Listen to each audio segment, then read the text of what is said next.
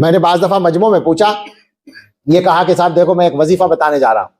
وظیفے کا لوگوں کو بڑا اچھا لگتا ہے، وظیفے کا لفظ سنتے ہی سمجھے کہ بھائی کوئی خاص عمل بتائیں. عمل بھی ایسے ہی بولا جاتا ہے اور وظیفہ بھی، تو متوجہ ہو گئے سب لوگ. تو میں نے کہا کہ بہترین وظیفہ ہے، اس سے زیادہ مضبوط کوئی نہیں. کیا ہے؟ ان کا سورہ فاتحہ. اب سورہ فاتحہ کا نام سن کے چہروں سے ایسا لگ رہا ہے جیسے مایوسی ہوئی کہ یہ تو ہمیں بھی بتایا، مطلب یہ کوئی خاص بات تو نہ ہوئی، بڑے اس سے بتایا تھا کہ مضبوط چیز بتانے جا رہا ہوں. تو میں نے کہا لوگوں سے، میں نے کہا جی مایوسی ہوئی ہوگی سن کر آپ کو کہ جی یہ تو کوئی نئی بات نہ ملی. ان کا دنیا میں اس سے زیادہ طاقتور کوئی وظیفہ نہیں ہے. جس چیز کو حدیث میں شفا کہا گیا ہے اس سے اچھی چیز کیا مل جائے گی تمہیں؟ تمہیں تو اس بات کا شوق ہے کہ وہ عامل صاحب یہ بتائیں کہ دیکھو یہ تعویذ ہے، اس کو گدی کے پیچھے باندھ کے اور سورج کی طرف منہ کر کے سورج نکلنے کے وقت میں ایک ٹانگ پہ کھڑے ہو کے اور دوسری ٹانگ سر پہ رکھ کے 377 دفعہ یہ پڑھنا ہے تو اچھا لگے گا کہ ہاں یہ بڑھیا وظیفہ ہے.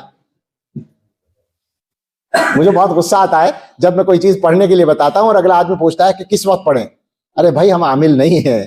بہت مجھے الجھن ہوتی ہے جب بھی کسی کو کوئی چیز بتایا. اکثر لوگ پوچھتے ہیں کس ٹائم پڑھنا ہے، تو میں کہتا ہوں جب آسانیوں پڑھ لو. کسی سے کہہ دیتا ہوں بھائی یہ عملیات نہیں ہیں، یہ تو قرآن و حدیث کی چیزیں ہیں، جب موقع ملے پڑھ لو، جب پڑھو گے تبھی فائدہ ہوگا. مگر عاملوں نے مزاج بگاڑ رکھا ہے.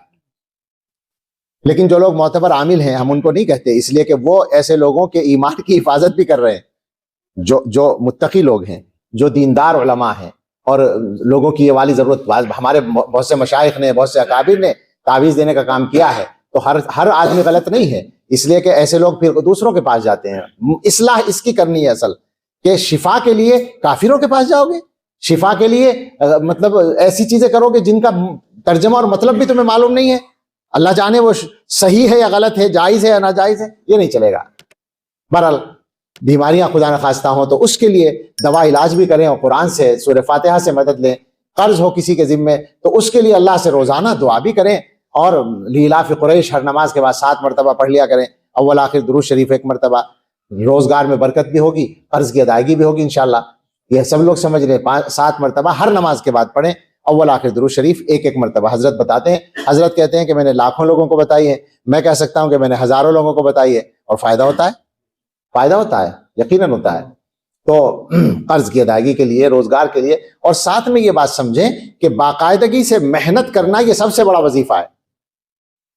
ہم لوگوں کی محنت میں تسلسل نہیں ہوتا، مسلسل کام نہیں کرتے، کبھی کر لیا کبھی چھوڑ دیا. یہ بے برکتی کی بنیاد بھی ہوتی ہے.